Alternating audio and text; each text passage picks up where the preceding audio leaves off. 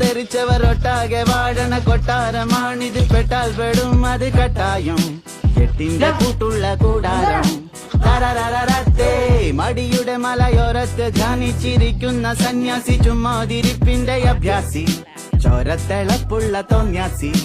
തരരരരത്ത ഗമയുടെ കില്ലാടിയാ, ഇല്ലായ്മയിൽ താരാളിയാ, കുടിവലിയുന്മാതിയാ, കുന്നായ്മയിൽ കൂട്ടാളിയാ.